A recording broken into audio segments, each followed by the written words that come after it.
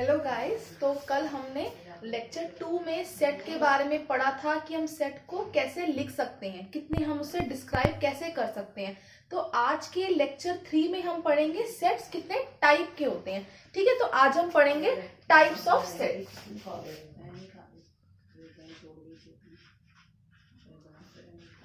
आज हम पढ़ेंगे टाइप्स ऑफ सेट। तो सबसे पहला सेट है हमारा एम्प्टी सेट। सबसे पहला सेट है एम्प्टी सेट। एम्प्टी सेट को एम्प्टी भी कहते हैं या वॉइड सेट भी कहते हैं। तो एम्प्टी सेट क्या होता है? एक सेट को हम एम्प्टी कहते हैं। कब कहते हैं? जब उसके अंदर कोई भी एलिमेंट ना हो। एक सेट को हम एम्प्टी कब कहते हैं? जब एक सेट के अंदर कोई भी एलिमेंट ना हो, तो वो सेट क्या कहलाता है? एम्प्टी। ठीक है, a set is said to be empty. ये मैंने शॉर्ट फॉर्म है सेड टू बी की।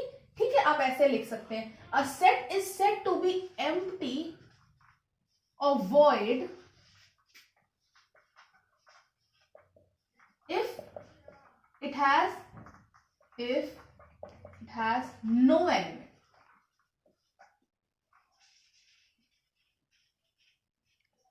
एक सेट को हम एम्प्टी कब कहते हैं? जब उसके अंदर एक भी एलिमेंट ना हो। आप ये कह सकते हैं कि अगर एक सेट के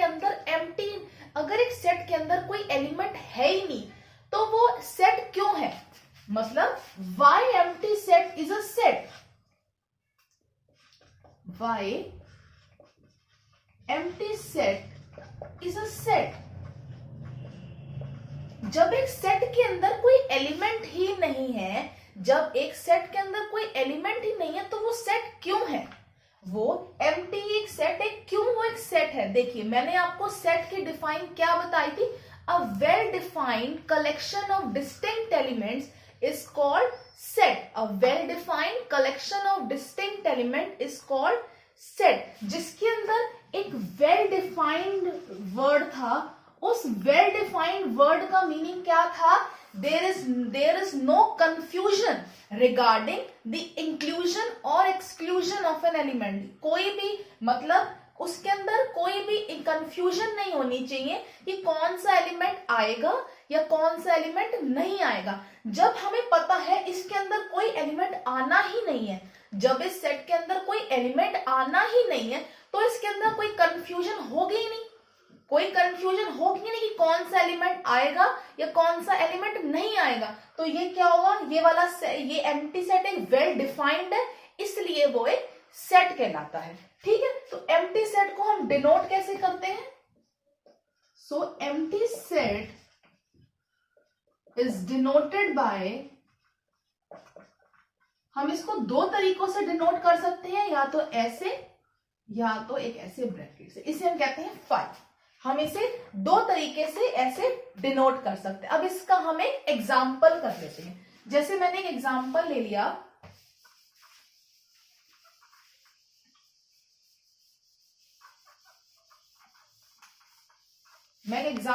लिया, x is equals to x belongs to n such that x is line between 5 and 6। ये सेट बिल्डर फॉर्म में लिखा हुआ है मैंने, और मैंने इसमें क्या लिखा हुआ है? इस सेट के अंदर वो नेचुरल नंबर आएंगे, इस सेट के अंदर वो नेचुरल नंबर आएंगे जो 5 और 6 के बीच में लाए करते हैं। इस सेट के अंदर वो एलिमेंट आएंगे जो 5 और 6 के बीच में लाए करते हैं, जो क्या होने चाहिए? नेचुरल नंबर होने चाहिए। आपको पता है 5 और 6 के बीच में कौन सा नेचुरल नंबर होता है? कोई भी नहीं होता, कोई भी नहीं होता। तो ये कौन सा सेट है? ये एम्प्टी सेट है। This is your empty set. ये आपका एम्प्टी सेट का एग्जांपल है। ठीक है, अब नेक्स्ट हमारा आता है, ये हमने पढ़ा एम्प्टी सेट के बारे में। अब आता है हमारा नॉन एम्प्टी सेट क्या होता है। सेकंड डेफिनेशन है हमारी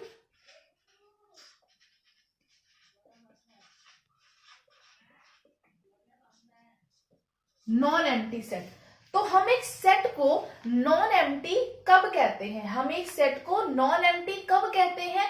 जब उसके अंदर एटलीस्ट वन एलिमेंट प्रेजेंट हो, एक तो कम से कम उसके अंदर अगर एलिमेंट प्रेजेंट है तो वो सेट हमारा क्या कहलाएगा? नॉन एम्प्टी कहलाएगा।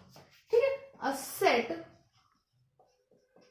Is said to be, a set is said to be non empty if it contains at least one element.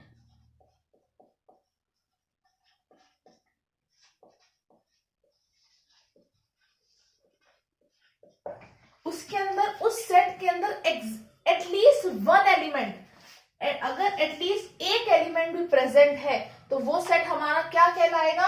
वो सेट हमारा नॉन एम्प्टी कहलाएगा। जैसे मैंने एक एग्जांपल ले लिया, मैं ऊपर ले लेती हूं, मैं एक एग्जांपल लेती हूं।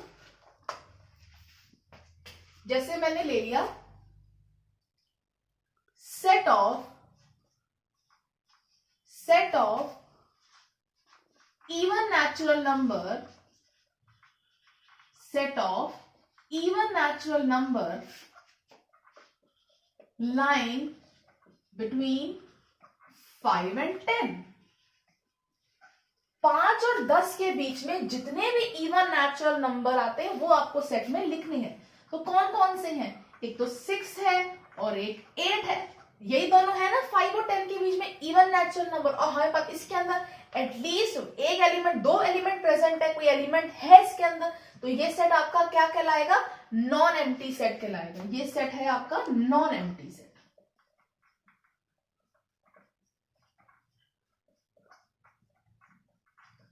ठीक है, थर्ड डेफिनेशन है हमारी सिंगलटन सेट क्या होता है।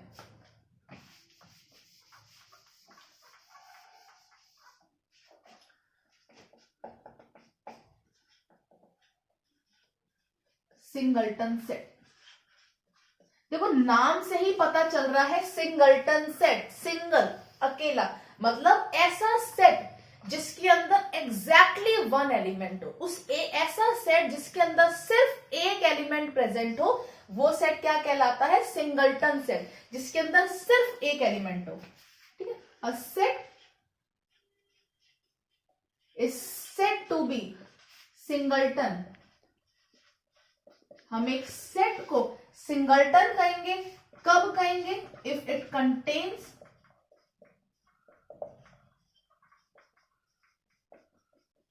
एग्जैक्टली वन एलिमेंट, जब उस सेट के अंदर सिर्फ एक एलिमेंट होगा, एग्जैक्टली वन एलिमेंट को हम अंडरलाइन करें। जिस सेट के अंदर, उस सेट के अंदर सिर्फ एक एलिमेंट प्रेजेंट होगा तो वो सेट क्या कहलाएगा? Singleton set. जैसे मैंने एक एग्जांपल ले लिया, x is equals to x belongs to m such that x square is equals to 9। ये मैंने एग्जांपल ले लिया, इस सेट बिल्डर फॉर्म में लिखा हुआ है। क्या कहा है? इस सेट के अंदर वो नेचुरल नंबर आएंगे, इस सेट के अंदर वो नेचुरल नंबर आएंगे जिनका मैं स्क्वायर करूंगी तो क्या आएगा? 9 आएगा। जिनका स्क्वायर करूंगी तो 9 आएगा। आपको पता है ऐसे कौन कौन से नंबर है जिनका मैं स्क्वायर करूंगी तो 9 आएगा? आप कहेंगे एक तो 3 है, 3 का स्क्वायर करूंगी तो 9 आएगा, एक -3 का भी स्क्वायर करूंगी तो मैं 9 आएगा। लेकिन यहां पे क्या कहा है? सेट कौन सा लेना है हमें? नेचुरल नंबर लेना है। आपको पता है 3 एक नेचुरल नंबर है, but -3 is not a natural number. अब -3 आपका नेचुरल नंबर नहीं है, लेकिन 3 है, तो इस सेट के अंदर कितने एलिमेंट आएंगे? सिर्फ एक ही आएंगे। और कौन सा आएगा? सिर्फ 3 आएगा। तो ये सेट आपका कौन सा हो गया? सिंगलटन सेट, क्योंकि इसके अंदर सिर्फ एक एलिमेंट आ रहा है। ये आपका सिंगलटन सेट का एग्जांपल है।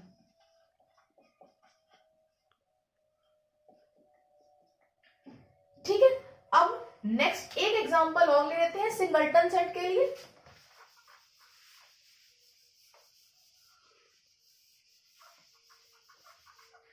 सेकेंड एग्जांपल है आपका set of even prime natural number.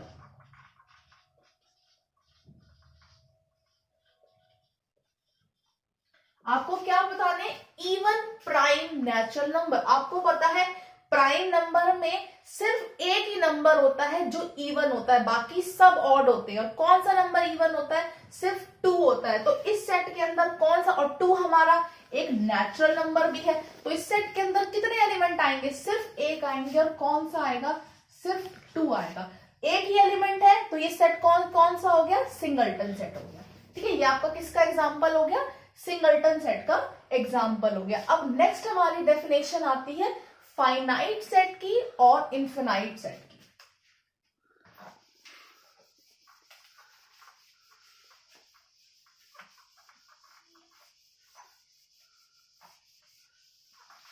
ठीक है, नेक्स्ट हमारी फोर्थ डेफिनेशन है हमारी finite set.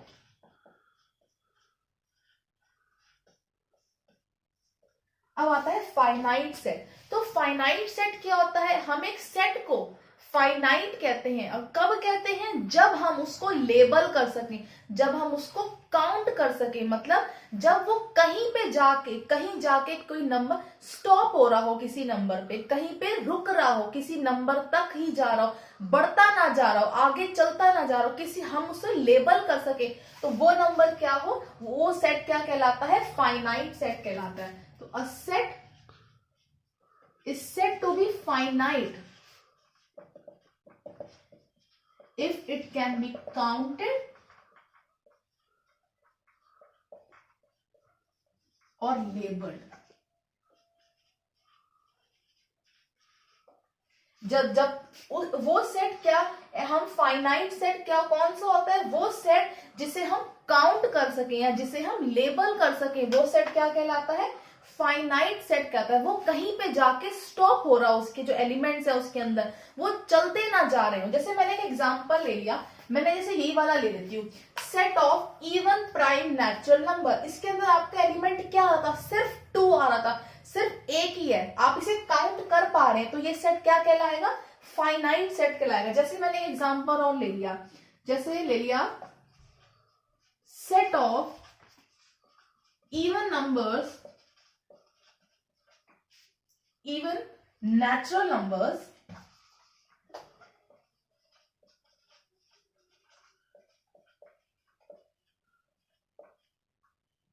lying between 5 and 15। जो 5 और 15 के बीच में इवन नेचुरल नंबर हैं वो आपको लिखने हैं। कौन कौन से हैं? 6, 8, 10, 12, 14। तो कितने इस सेट के अंदर नंबर्स एलिमेंट्स है? देखिए 1, 2, 3, 4, 5। आप इसे काउंट कर पा रहे हैं, ये कहीं पे जाके स्टॉप हो रहे हैं। तो कितने एलिमेंट्स है इसके अंदर? 5 है, काउंट कर पा रहे हैं, तो ये सेट आपका क्या कहलाएगा? फाइनाइट सेट कहलाएगा। जैसे मैंने एक एग्जांपल और ले लिया, x is equals to x belongs to n। इसे मैंने अभी एग्जांपल लिया था, x square is equals to 9। इसके अंदर कितने एलिमेंट्स आ रहे थे? मैंने ऐसा नंबर जिसका स्क्वायर 9 हो, उसमें क्या एलिमेंट थे? सिर्फ एक 3 ही आ रहा था। काउंट कर पा रहे हैं कितने एलिमेंट है इसके अंदर? एक ही है, तो ये कौन सा सेट है? ये आपका फाइनाइट सेट है। ठीक है,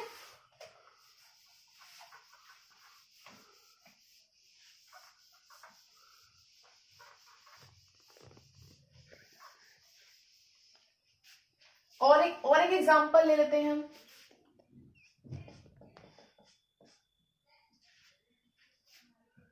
set of English, set of vowels in English alphabet. आपको पता है 5 होते हैं वोवेल्स, हमने पढ़े थे ए, ई, आई, ओ और यू। आप इसे काउंट कर पा रहे हैं, 1, 2, 3, 4, 5, 5 है, कहीं पे स्टॉप हो रहे हैं, लेबल कर पा रहे हैं, काउंट कर पा रहे हैं, तो ये सेट आपका कौन सा है? फाइनाइट सेट है। ठीक है, इसके बाद एक डेफिनेशन आती है कार्डिनल नंबर की या ऑर्डर की। उसके बाद हम पढ़ेंगे फाइनाइट सेट, इनफिनाइट सेट। ठीक है, फिफ्थ है हमारी फिफ्थ नहीं, ये कार्डिनल नंबर और ऑर्डर।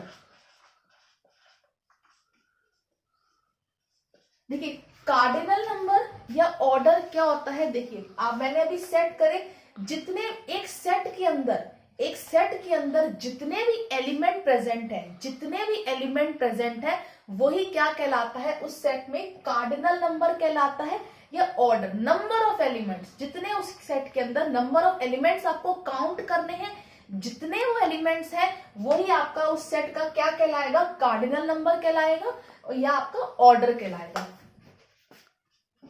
तो number of elements in a set is said to be cardinal number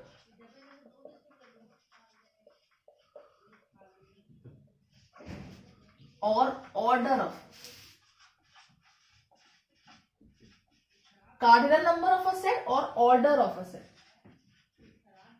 जैसे मैंने एग्जांपल ले लिया, यही वाला ही ले लिया, इसमें ये सेट में क्या आ रहे हैं, ए ई आई ओ यू, मैंने ये मान लिया ये ए है सेट, ठीक है। कितने एलिमेंट है इसके अंदर, 5 है, 1 2 3 4 5। तो इस सेट का ऑर्डर या इस सेट का कार्डिनल नंबर क्या है, 5 है। कितना है, 5 है। और इसे हम डिनोट कैसे करते हैं, हम करते हैं ऐसे, कितना हो जाएगा, n ब्रैकेट में a जो इस सेट का नाम है और जितने एलिमेंट प्रेजेंट है वो, जितने थे 5 थे, तो ये सेट का क्या कहलाएगा, ऑर्डर कहलाएगा या कार्डिनल नंबर कहलाएगा। जैसे मैंने अभी एक और एग्जांपल अभी लिया था, x is equals to x belongs to n such that x square is equals to 9, यही लिया था। इसके अंदर कितने एलिमेंट थे, सिर्फ एक ही एलिमेंट प्रेजेंट था, तो इसमें तो क्या होगा, इसका n ऑफ x कितने, एक ही एलिमेंट प्रेजेंट है, तो क्या इसका ऑर्डर इसका क्या कहलाएगा, 1 है। एक ही एलिमेंट इसके अंदर प्रेजेंट है, तो क्या हो गया, इसका ऑर्डर या कार्डिनल नंबर 1 हो गया, ठीक है। ये है हमारा ऑर्डर या कार्डिनल नंबर की डेफिनेशन, ठीक है। अब मैंने अभी ये फाइनाइट के बारे में बताया था, अब हम इनफिनाइट के बारे में भी पढ़ेंगे। अभी सिर्फ मैंने फाइनाइट के बारे में बात करी है। एक आपने इन सेट के बारे में आपने ये भी पूछ सकते हैं कि एम्प्टी सेट का कार्डिनल नंबर या ऑर्डर क्या होता है। देखिए आपको पता है एम्प्टी सेट के अंदर कोई भी एलिमेंट प्रेजेंट नहीं होते, कोई भी एलिमेंट प्रेजेंट नहीं है, तो उसका ऑर्डर या उसका कार्डिनल नंबर क्या होगा, 0 होगा। उसका ऑर्डर क्या होगा, 0 होगा।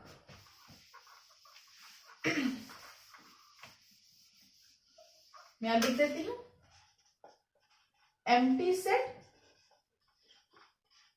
has cardinal number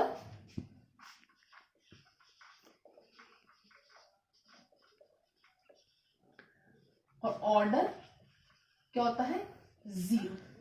क्या होता है, 0। कोई भी एलिमेंट प्रेजेंट नहीं है तो उसका ऑर्डर या कार्डिनल नंबर क्या हो जाएगा, 0 हो जाएगा। अभी हमने फाइनाइट सेट के बारे में बात करी थी, अब हम पढ़ते हैं इनफिनाइट सेट्स क्या होते हैं। अब हम पढ़ते हैं इनफिनाइट सेट्स क्या होते हैं।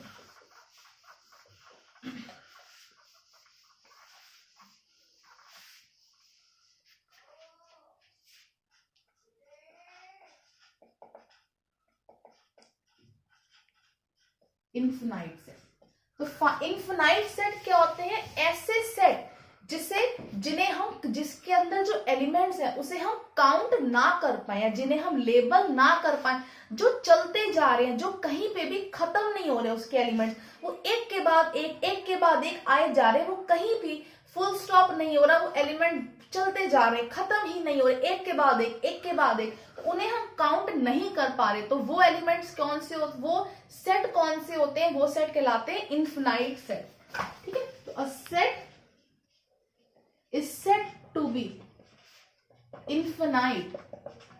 A set is said to be infinite if it cannot be labeled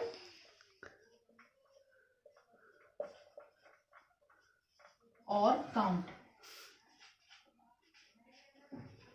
और काउंटेबल। हम उसे लेबल भी नहीं कर सकते और काउंट भी नहीं कर सकते, तो वो सेट हमारे क्या कहलाते हैं, इनफिनाइट सेट। जैसे मैंने एग्जांपल ले लिया set of even natural number, set of even natural number. तो इसमें set of even natural number आपको पता है कहां से स्टार्ट होगा, 2 से होगा, 2, 4, 6, 8, 10, 12 सो ऑन, ऐसे चलता जाए। ये क्या कहीं खत्म होगा, लेकिन 2 आ रहा है, फिर 4, फिर 6, फिर 8, 10, 12, 14, 16, 18, 100 के बाद 102, 1000 के बाद 1002, चलता जाएगा, कहीं भी ये फिनिश नहीं होगा, कहीं भी खत्म नहीं होंगे इसके एलिमेंट। तो ये वाले सेट क्या कहलाते हैं, इन्फिनाइट सेट कहलाते हैं। ये वाले सेट क्या कहलाते हैं, इन्फिनाइट सेट कहलाते हैं। जैसे मैं एक और एग्जांपल ले लेती हूं, x is equals to x belongs to R such that x is lying between 0 and 1। x हमारा क्या है, रियल नंबर है, और हमारा x के बीच में कितने एलिमेंट्स है, x 0 और 1 के बीच में लाई कर रहा है। तो इन 0 और 1 के बीच में कितने रियल नंबर्स आते हैं, रेशनल भी होंगे इसके अंदर, इरेशनल भी होंगे, और कितने नंबर होंगे, इन्फिनाइट नंबर्स होंगे। तो ये वाला सेट भी आपका क्या कहलाएगा, इन्फिनाइट सेट कहलाएगा। ये वाला सेट भी क्या कहलाएगा, इस 0 और 1 के बीच में इन्फिनाइट नंबर्स होते हैं, तो इसलिए ये वाला सेट भी क्या कहलाएगा, आपका इन्फिनाइट कहलाएगा। ठीक है, अब आप पूछ सकते हैं, हमने फाइनाइट के कार्डिनल या ऑर्डर के बारे में पढ़ा था, तो इन्फिनाइट के भी कार्डिनल या ऑर्डर होते हैं। देखिए आपके सिलेबस में अभी जो फाइनाइट के बारे में ही है, इन्फिनाइट का अगर आपसे पूछेंगे कि आपको इसका ऑर्डर बताएं तो आप सिर्फ इन्फिनाइट लिखेंगे, लेकिन अगर आप आगे पढ़ेंगे तो उसमें होता है जो कार्डिनल जो और या ऑर्डर होते हैं जो इन्फिनाइट नंबर के, उन्हें हम सिंबल से डिनोट करते हैं, उन्हें हम सिंबल से डिनोट करते हैं, और उन सिंबल्स का एक नाम होता है, क्या होता है, ट्रांसफाइनाइट नंबर्स। ठीक है, उन सिंबल्स का नाम होता है ट्रांसफाइनाइट नंबर्स। ये आपके अभी नहीं आएंगे, ये आपके आगे जब आप बीएससी या एमएससी करेंगे आपके तब यूज होंगे। अभी तो आपको सिर्फ इतना ही पढ़ना है, मैं आपको एक नॉलेज के लिए बता देती हूँ। उनको हम सिंबल से डिनोट करते हैं, और उन सिंबल्स का एक नाम होता है ट्रांसफाइनाइट नंबर। जैसे आपको पता है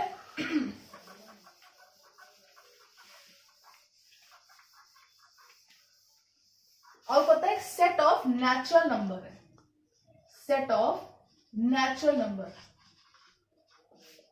आपको पता है, ये 1, 2, 3, 1 से स्टार्ट हो रहा है, ये सोन, ये कहीं भी खत्म नहीं होगा, ये एक इन्फिनाइट सेट है।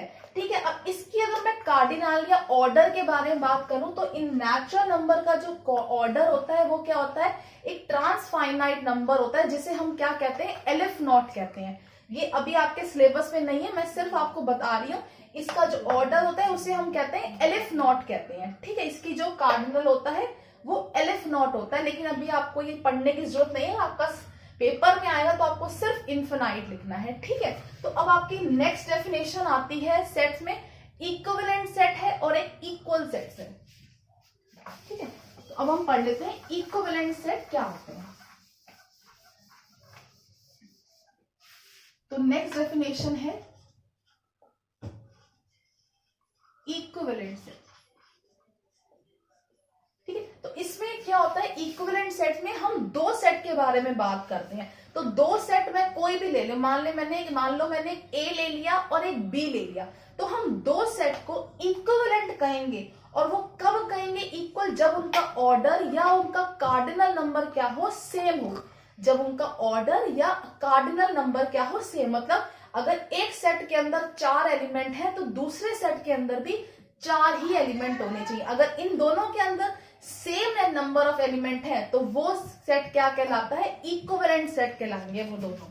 ठीक है, तो two set A and B is said to be equivalent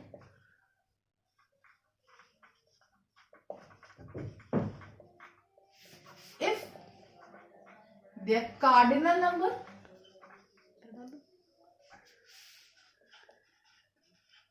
or order is same। जब उनका कार्डिनल नंबर या ऑर्डर सेम हो तब वो सेट दोनों क्या कहलाते हैं, इक्विवेलेंट कहलाती है। जैसे n of a is equal to, ठीक है। मैं एक एग्जाम्पल ले लेती हूं। जैसे मैंने एक एग्जाम्पल ले लिया a इज इक्वल्स टू 1,2 और दूसरा b ले लिया b is equals to a, b।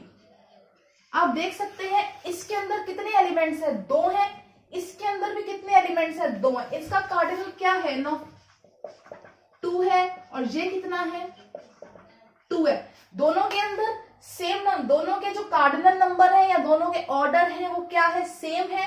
तो ये दोनों सेट क्या कहलाएंगे, इक्विवेलेंट कहलाएंगे। ये दोनों सेट क्या कहलाएंगे, इक्विवेलेंट कहलाएंगे।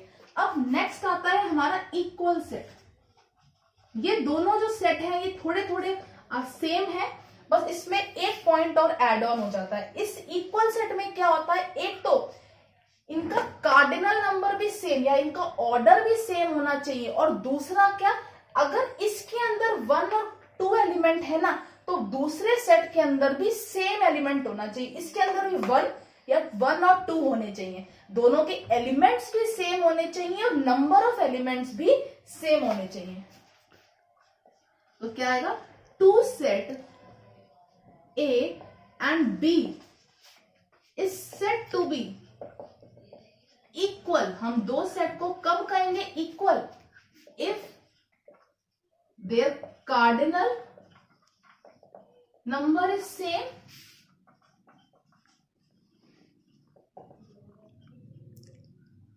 and also the elements are same।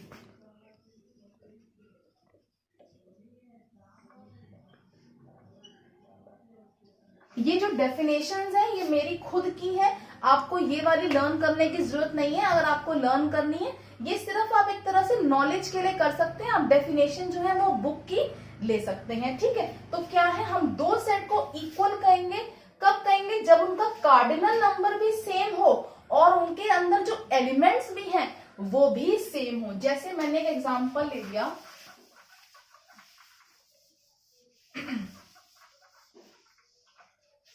एक सेट ले लिया A is equals to AEIOU, दूसरा सेट ले लिया B is equals to EI,A,A,U, क्या रह गया, O। आप देख सकते हैं दोनों के अंदर एलिमेंट्स कितने हैं, इसके अंदर भी 5 है, इसके अंदर भी 5 है। दोनों के अंदर एलिमेंट्स भी 5 है और दोनों के अंदर इसके अंदर भी 5 एलिमेंट्स है, इसके अंदर भी 5 है और एलिमेंट्स भी सेम है। देखिए मैंने आपको बताया था जो सेट के अंदर ऑर्डर मैटर नहीं करता। आप इसको ऐसे भी लिख सकते हैं और इसको ऐसे भी लिख सकते हैं। देखिए इसके अंदर A है, इसके अंदर B है, E भी है, इसके अंदर I भी है, O भी है और U भी है, तो एलिमेंट्स भी सेम है। तो इसलिए ये दोनों सेट क्या कहलाएंगे, इक्वल कहलाएंगे। तो एक तो इसके अंदर देखिए दोनों के अंदर एलिमेंट्स भी सेम है, इसके अंदर भी 5 है और इसके अंदर भी 5 है, और जो एलिमेंट A में है, जो एलिमेंट A में है वो B में है, और जो एलिमेंट B में है वो एलिमेंट A में है। दोनों के अंदर सेम एलिमेंट्स है, कार्डिनल भी सेम है, तो ये वाले सेट दोनों क्या कहलाएगा, ये दोनों सेट इक्वल कहलाएंगे। A एंड B ये जो दोनों सेट हैं ये क्या है, इक्वल सेट है, ठीक है। अब हमें एक क्वेश्चन है, मैं पूछना चाहूंगी, क्या every equivalent set is equal. मेरा क्वेश्चन है, क्या हर एक इक्विवेलेंट सेट इक्वल सेट होगा। देखिए इक्विवेलेंट सेट की डेफिनेशन क्या थी, उसके अंदर सिर्फ कार्डिनल नंबर सेम होना चाहिए, उसके अंदर कार्डिनल नंबर सेम होना चाहिए। लेकिन इक्वल में क्या है, दोनों होने चाहिए। इक्वल में क्या है, कार्डिनल नंबर भी सेम होना चाहिए और जो एलिमेंट A में है वो एलिमेंट B में होना चाहिए। मैंने अभी आपको एक एग्जांपल इक्विवेलेंट का बताया था, क्या था, 1, ये ले लिया और एक दूसरा ले लिया A, B। इसके अंदर देखिए कार्डिनल नंबर दोनों का सेम है, ये इक्विवेलेंट सेट बन गया। लेकिन क्या ये इक्वल सेट बन पाया, देखिए इसमें 1, 2 है, लेकिन क्या इसमें 1, 2 है, नहीं है। अगर इसमें A, B है, क्या इसके अंदर A, B है, नहीं है। तो मतलब हर एक इक्विवेलेंट सेट इक्वल नहीं होता। हर एक इक्विवेलेंट सेट इक्वल नहीं होता, लेकिन आप ये कह सकते हैं हर एक इक्वल सेट इक्विवेलेंट होता है। हर एक इक्वल सेट इक्विवेलेंट होता है। क्यों? इक्वल सेट में दोनों होते हैं। इक्वल सेट में कार्डिनल भी सेम होना चाहिए और आपका एलिमेंट्स भी दोनों के अंदर सेम होने चाहिए। और आपका इक्विवेलेंट तो सिर्फ एक ही मांगता है कि आपका सिर्फ कार्डिनल सेम होना चाहिए। ठीक है, तो हर एक every equal set is equivalent but converses need not to be true. ठीक है, तो हम आज का लेक्चर यही खत्म करते हैं। कल से हम सबसेट स्टार्ट कर देंगे।